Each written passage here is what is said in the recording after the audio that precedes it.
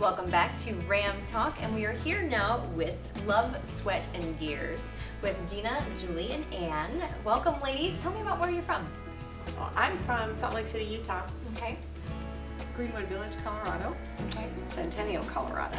Okay, so Western states here. And what brought you or got you interested in doing Race Across America as a team? Ann and I did Race Across the West 2 years ago, and when we rolled into Durango, we looked at each other and instantaneously we knew we were going to be doing RAAM. Okay. So we've been planning this for 2 years. Okay. And we put together a team. We found 2 other women who were just as eager as we were, and here we are. Now, how did you come up with the name?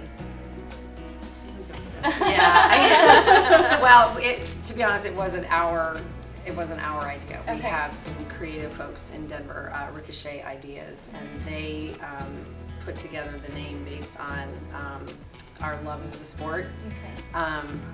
the hard work that it takes to do it, which would be the sweat part, and the gears obviously represent the cycling. So. Okay, okay. And what you didn't see off camera, which I'm going to bring on camera, is they're actually coordinated with their nail polish and their jerseys, which is, this is so fun for me after talking to all the guys to see that they're such girls and that you can still be tough and still be athletic and still be girly too. Thank you very much. So in addition to the nail polish, what have you been doing to prepare for this race? Riding our bikes a lot. Riding our bikes a lot, yeah. Yeah, Dean can probably give an example of. Yeah, for an example, one good training period would be like over Memorial Day weekend.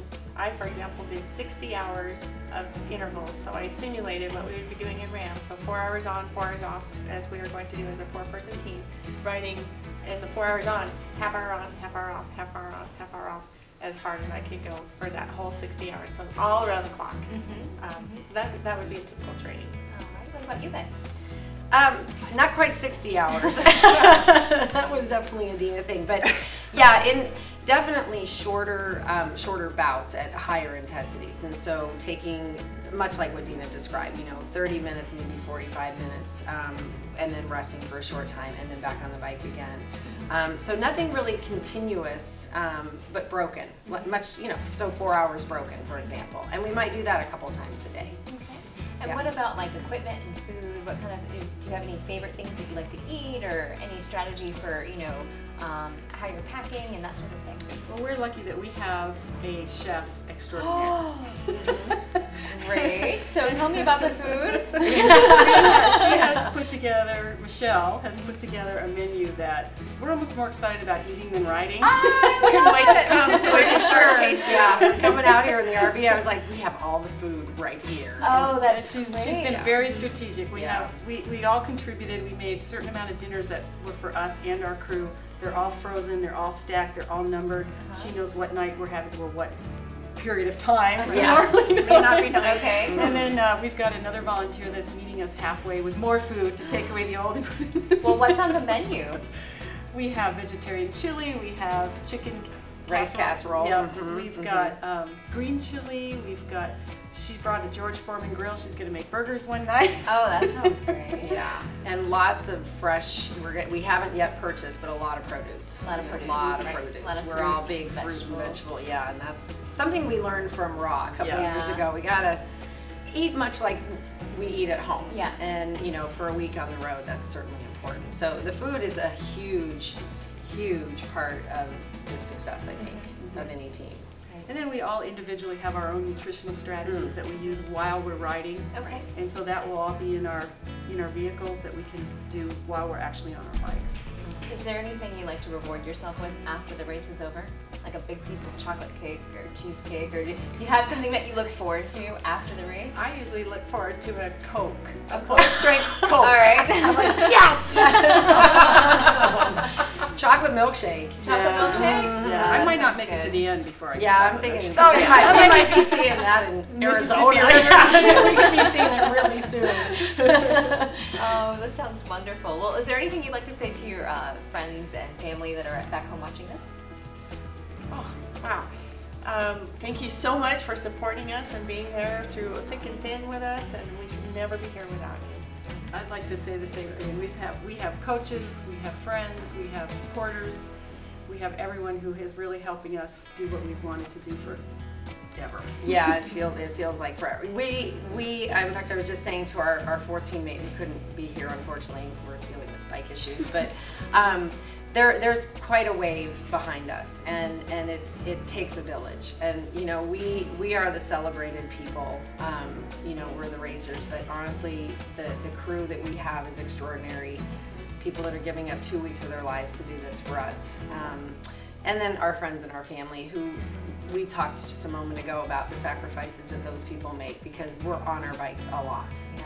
And it couldn't happen without all those And people. We're husbands. certain. And husbands were Oh there. yeah, those guys. Yeah. Yeah. And just the encouragement, the ongoing encouragement Yeah. that they've all given. It's like Yeah. every Yahoo, go, it just means so Yeah. much. And we really value that. Yeah. So we really do this for a lot of people. There are a lot of people in my head, you know, that I think about while we're getting ready now, and then I know on the race course we'll honor that. Well, hello out there to the husbands and family and friends supporting this wonderful women's team as they go across the United States. Is there anything else you'd like to say? See you in Annapolis. There we go. Thank you. It was a pleasure talking to you today. Thank you. Thanks. We are back for an encore with Love, Sweat, and Gears. I was about to say Love, Sweat, and Tears. Love, Sweat, and Gears. Yep. We've been off camera. We've been talking about inspiration and families, and we just had to turn the camera back on. So let's start with you have a weight loss story. I do. So when I just turned 40, so this is about 9 years ago, I was over 230 pounds.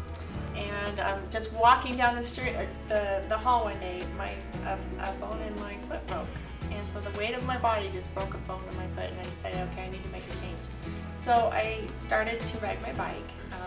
It was due to a commuter challenge at work. I started riding, I loved it, decided to do a century, did more centuries, and then started doing endurance riding, lost my weight, and now people think that I've been athletic all my life, but I was not. As a kid, I was in marching band. That was my pinnacle of my athleticism. Do you guys have a website? We do. Do you have a before and after picture on the website? I don't have it before. Oh, I think that would be great. That would be very inspiring to show Yes. people, yes, you So can do it. even after 40 years old, women can do it. You don't have to, have been an athlete all your life. And you start small. You don't have to go do RAAM right out of the sheets, but you just do little by little, and then you can do anything you put your mind to.